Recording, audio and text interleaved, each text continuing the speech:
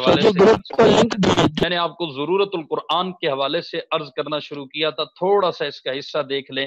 پیچھے بات چلی تھی کہ ہدایت فطرت ہے، پھر ہدایت حواس ہے، پھر ہدایت عقل ہے۔ ان ساری رہنمائیوں سے اوپر ایک رہنمائی کی ضرورت پڑتی ہے، جہاں ہدایت فطرت بس ہو جائے وہاں ہدایت حواس کام کرتے ہیں، جہاں ہدایت حواس بس ہو جائیں ان کی حد آ جائے وہاں ہدایت عقل کام کرتی ہے، اور جہاں ہدایت عقل کی بھی سرحد آ جائے تو وہاں سے آگے پھر ہدایت وہی کام کرتی ہے۔ ٹھیک ہے جی، تو مادی علوم اور تجرباتی نظر و فکر اس کارگاہ کائنات کا مادہ ہے۔ پس جس طرح مادہ کی زندگی روح سے وابستہ ہے، اس مادہ کائنات کے لیے بھی روح کائنات لازمی ہے۔ روحانی علوم کے چشمے کائنات کے ارتقاء کو زندگی بخشتے ہیں، اور مادہ کائنات اسی سے اپنی زندگی پاتا ہے۔ بھائی پھلتا پھولتا مادہ ہے، نشو نما مادے کی ہوتی ہے، جو چیز نظر آ رہی ہے جس کا وجود ہو وہ مادہ ہے، اور جو اس کے اندر ہے اصل چیز کار فرما وہ روح ہے، وہ نظر نہیں آ رہی۔ اب وہ اللہ کا امر ہے، آسان لفظوں میں آپ کہیں تو ہر چیز جو نظر آ رہی ہے وہ مادہ ہے۔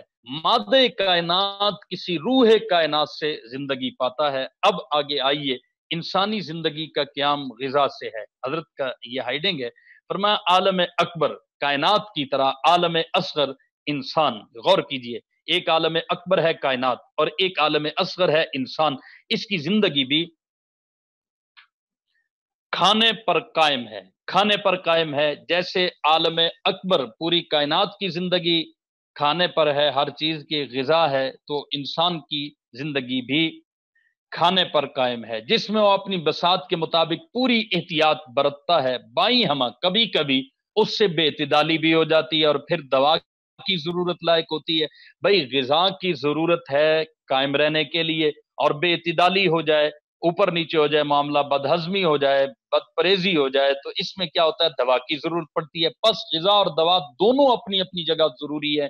پھر بسا اوقات ایسا بھی ہوتا ہے کہ فساد مزاج کی اس حالت میں غذا ضرر دینے لگے، پیٹ خراب ہو اور آپ اوپر سے اور بھرپور کھانا کھائیں اور مرغن غذا کھائیں تو کیا ہوگا؟ غذا ضرر دینے لگے گی۔ غذا اور دوا کے اس تصادم میں زیادہ احترام پھر کس کا ہوتا ہے؟ دوا کا ہوتا ہے۔ ٹھیک ہے جی، غذا بھی ضروری ہے، دوا بھی ضروری ہے۔ غذا کے بے اعتدالی سے کبھی کبھی پھر غذا لینے میں ضرر ہوتا ہے، پھر کس کا احترام زیادہ ہوتا ہے؟ دوا کا۔ اور ایک ماہر معالج یہی تجویز کرتا ہے کہ غذا میں پرہیز کی جائے۔ ٹھیک اسی طرح مادی اور روحانی علوم کا حال ہے۔ مادی علوم بمنزل غذا کے ہیں، غور کرنا، مادی علوم بمنزل غذا کے ہیں اور روحانی علوم بمنزل دوا کے ہیں۔ واہ واہ واہ، سبحان اللہ۔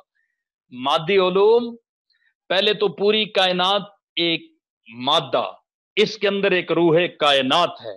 روحانی علوم کی حیثیت اس مادہ کائنات کے لیے ایسی ہے جیسے روح کائنات کی ہے۔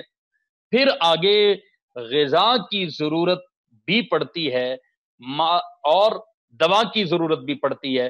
غذا کی بے اعتدالی کی وجہ سے خرابی آ جائے تو پھر دوا کا احترام کیا جاتا ہے، پھر دوا کو اہمیت دی جاتی ہے۔ حکیم ڈاکٹر کہہ دے پیٹ خالی رکھنا ہے یا یہ گولی خالی پیٹ لینی ہے، اس کا احترام کرنا پڑتا ہے۔ اسی طرح مادی اور روحانی علوم کا حال ہے۔ مادی علوم بمنزل غذا کے ہیں، سب اپنی اپنی جگہ پہ کہہ دیں کہ مادی علوم بمنزل غذا کے ہیں اور روحانی علوم بمنزل دوا کے ہیں۔ مائک نہیں کھولنا۔ جس طرح غذا کے باوجود دوا کی بھی ضرورت ہوتی ہے، تجرباتی علوم کے ساتھ ساتھ روحانی علوم بھی اشد ضروری ہے۔ مادی اور تجرباتی علوم کے ساتھ ساتھ روحانی علوم کی اشد ضرورت ہوتی ہے۔ اس ضرورت کے وقت دنیا کے مادی دائروں کا استغراق اور ضرر پہنچاتا ہے۔ پس مصلحت اس میں ہے کہ مادی علوم اور روحانی علوم کے تصادم میں وہی طریقہ کار اختیار کیا جائے۔ ٹھیک ہے نا جی، مادی علوم میں بہت زیادہ غرق ہو جانا کیا کرتا ہے؟ ضرر جب پہنچاتا ہے تو اب کیا ہو؟ اب یہ ہو کہ مادی علوم اور روحانی علوم کا جب تصادم آ جائے تو اس وقت وہی طریقہ کار اختیار کرنا چاہیے جو ہم نے غذا اور دوا کے تصادم میں اختیار کیا تھا۔ ظاہر ہے اس طریقہ کار میں آخری فتح روحانی علوم کی ہوگی۔ سبحان اللہ، آخری فتح جیسے دوا کی ہوتی ہے، احترام اس کا ہوتا ہے، ایسے ہی جب مادی اور روحانی علوم ٹکرا جائیں تو پھر آخری فتح روحانی علوم کی ہوگی۔ اور اس آسمانی ہدایت کا حق ہے، آسمانی ہدایت کا حق ہے کہ سب مادی اور تجرباتی علوم اس کے خادم ہو کر رہیں۔ میرے عزیز بھائیوں، اور دوستو، حضرت علامہ صاحب کی کتابیں PDF میں بھی آ رہی ہے وقتاً فوقتاً، اور PDF والی پرانی کتابت ہے، اور اب کی جو ہے یہ کمپوزنگ کی ہے، یہ بھی آ جائیں گی انشاءاللہ۔ ساری چیزیں چلتی رہیں گی۔ حضرت نے اپنی زندگی ایک مشنری اور نظریاتی گزاری ہے، اس لیے ان کا نام بھی رہنا ہے، ان کا کام بھی رہنا ہے۔ اللہ رب العالمین ہمیں ان کی کامل برکات نصیب فرمائے۔ آپ سب حضرات کو اللہ اجر عظیم عطا کرے۔ دعا کر لیتے ہیں، آج تاک رات ہے، حضرت کے لیے ضرور تلاوت کر لیجئے گا۔ سورۃ الفاتحہ، سورہ اخلاص کی تلاوت کر لیں، دعا کرتے ہیں۔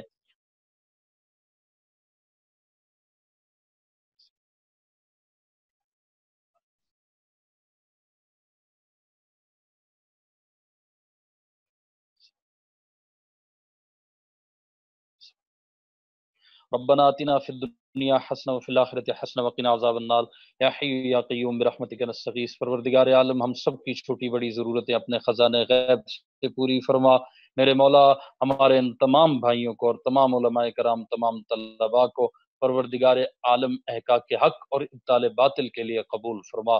میرے مولا، ہمارے حضرت علامہ صاحب اور امت کے تمام اکابرین علماء، بزرگان، صوفیاء، مجاہدین، شہداء، غازی، اللہ جس نے جتنی محنت سے دین ہم تک پہنچایا ہے، سب کو اللہ درجہ بدرجہ اجر عظیم عطا فرما۔